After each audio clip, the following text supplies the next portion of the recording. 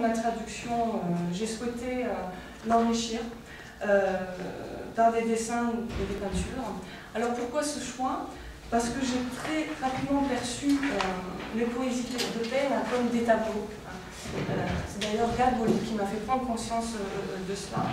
Mais ne possédant malheureusement pas de don pour la peinture, pour ce langage, j'ai proposé ce travail à Angela, qui est une véritable artiste.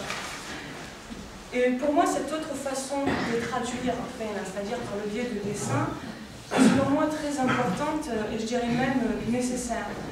Pourquoi? Parce que les mots employés par Paine sont imprégnés, j'ai envie de dire pétris, de sensations, d'émotions, qui ne peuvent être traduites par la parole, mais par les mots, par le langage.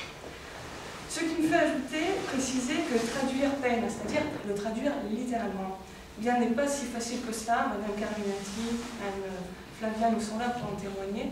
C'est pas si évident que ça. Pourquoi? Parce que même si son langage semble simple, limpide, même si le contenu de ses poésies est explicite, il m'est arrivé, très souvent, je dois le dire, de ne pas trouver justement les mots justes. Justement parce que la langue, en l'occurrence ma langue maternelle, ne pouvait traduire toutes les tonalités, elle ne pouvait reproduire toutes les sonorités, en somme, elle ne pouvait retranscrire toutes les émotions que véhiculent les poésies de Paine. Alors cela m'a fait prendre conscience de façon plus précise que le travail du traducteur, et là je m'adresse presque aux étudiants, ne consiste pas seulement à retranscrire avec fidélité les mots d'un auteur, mais qu'il a aussi et surtout comme responsabilité, ce traducteur, de ne pas déposséder les mots de leur force et de leur énergie émotionnelle.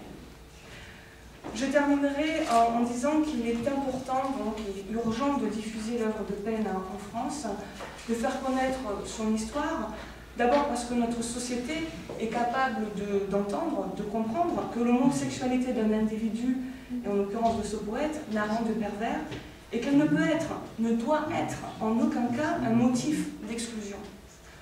Nous sommes capables aujourd'hui d'aller au-delà de cette identité sexuelle. D'ailleurs, cette identité sexuelle ne nous concerne rien.